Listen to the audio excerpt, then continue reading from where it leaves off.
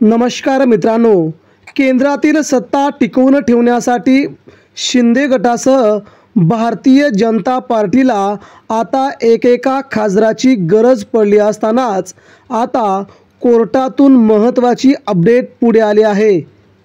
मिळालेल्या माहितीनुसार कोर्टातून आलेल्या माहितीने शिंदे गट तसेच भारतीय जनता पार्टीचे धाबे दणाणले आहेत।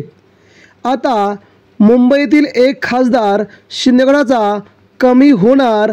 मित्रांनो, नेमकी काय आहे मुंबईतून महत्त्वाची बातमी? महाराष्ट्रासह देशभरामध्ये लोकसभा निवडणुकीच्या दरम्यान महाविकास आघाडीला खूप मोठे जनाधार मिळाल्याचं आपल्याला माहीत आहे। यावेळी भारतीय जनता पार्टीला महाराष्ट्रात खूप मोठा फटका बसला आणि फक्त 9 खासदार आल्याने केंद्रातील सत्ता काठावरती बसली। आता त्यांना एका खासदाराची गरज असतानाच मुंबईतून एक खासदार कमी होणार की काय अशी चर्चा असतानाच कोर्टातून मोठी अपडेट आली आहे।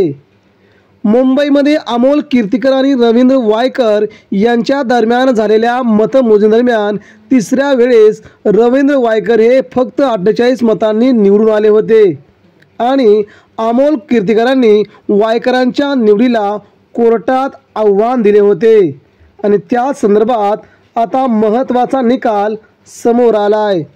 या दरम्यान महाराष्ट्रातून अमोल कीर्तीकर यांचा विजय झाला असताना पुन्हा मतमोजणीने रवींद्र वायकर यांना कसे निवडून दिले असा सवाल अमोल कीर्तीकर यांनी कोर्टाला दिला होता आणि कोर्टाने यावरती सर्वात मोठा निकाल देत वायकरांना अपात्र ठरवण्याची निकाल आता कोर्टाने समोरच राखून ठेवल्याने आगामी 8 दिवसात हा निकाल येऊन शिंदे गटाचे रवींद्र वायकर अपात्र होणार की काय अशी चर्चा या निकालावरून सध्या दिसू लागली आहे।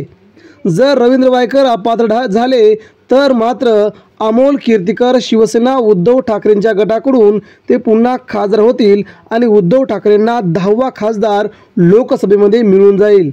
परंतु आता हायकोर्टाने वायकरांना अपात्र ठरवण्याची याचिका सध्या राखून ठेवली, तो निकाल लवकरच येईल। मात्र राज्याच्या विविध कानाकोपऱ्यातून हा निकाल अमोल कीर्तीकरांच्या बाजूने लागणार अशी शक्यता सध्या वर्तवली जात आहे। मित्रांनो, आपल्याला काय वाटतंय? अमोल कीर्तीकर यांचा विजय व्हावा की रवींद्र वायकर यांचा विजय व्हावा? कोण होईल मुंबईचा वायव्यचा खासदार, अमोल कीर्तीकर की रवींद्र वायकर? कोर्ट कोणाच्या बाजूने निर्णय देईल? आपल्याही प्रतिक्रिया आमच्यापर्यंत पोहोचवा। धन्यवाद।